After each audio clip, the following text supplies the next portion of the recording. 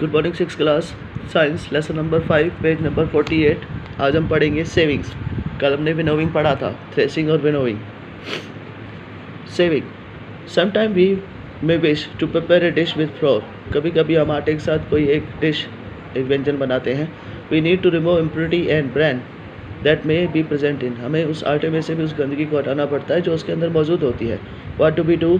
We use sieve and pour flour into the shaving allowed to the fine flour particle to passes throughout the holes in shaving with the biggest impurity remain of sieves. Shaving यानी छलनी के द्वारा fine pure particle pass through out the hole. जो अच्छा आटा होता है जिसमें कचरा नहीं होता वह तो छेद में से नीचे चला जाता है। Shaving with the bigger impurity remain on the sleeve, और जो गंदगी होती है वो उसी छलनी में रह जाती है। In a flour mill impurity like husk and stone are removed from the wheat before the grinding it. आटा चक्की के अंदर इम्प्योरिटी, जो गंदगी होती है, जो कचरा होता है, जैसे लकड़ी के टुकड़े, पत्थर हो, are remove from the wheat, गेहूँ से हटा दिए जाते हैं बिफोर ग्राइंडिंग इट, उसको पीसने से पहले। A bag full wheat is poured on a स्टेनिक स्विंग्स। यूजुअली साधारणतः एक बैग फुल ऑफ व्हीट, आटा जो एक बैग में भरा होता है, pour it and saving it. The saving remove piece of the stone stark husk and that may still remain wheat after threshing and winnowing. You may have also noticed similar sieves being used to the construction sieves of separates pebble and stone from the sand। इसी प्रकार से मिट्टी से भी पत्थर और बाकी कचरा हटाने के लिए हम चलने का या बड़े सारे चलने का इस्तेमाल करते हैं। Activity number 4, bring a swing small quantity pour. एक छलनी लो, आटा लो अपनी क्लास के अंदर। Shave the flour and separate the impurity. आटे को छानो, उसमें से निकलने वाली गंदगी को देखो। Make a fine powder chalk piece of mix with the flour. Can you separate the flour and powder chalk by sievings? No. Sieving is use to component of a mixture have different size.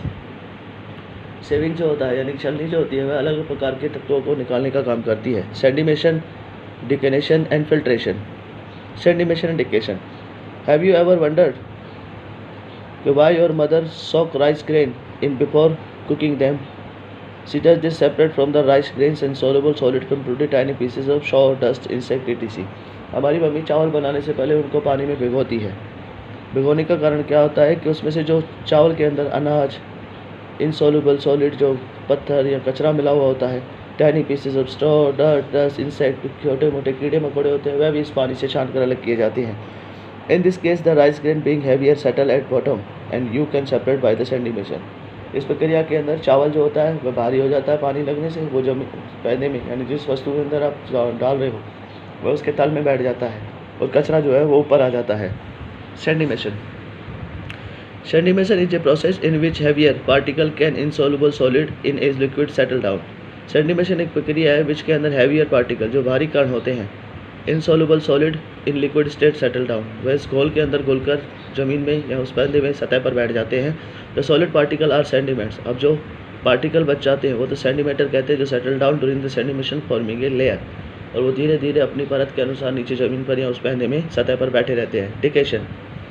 डिकेनेशन is the process of pouring out the liquid और water from contain the dust और soil particle. अब जो ऊपर वाला कचरा है उस पानी को धीरे धीरे पानी को निकाल कर बर्तन से साफ कर दिया जाता है, तो साफ चावल या जो भी चीज़ होती है वो हमारे उस बर्तन में रह जाती है, बाकी कचरा निकल कर बाहर आ जाता है।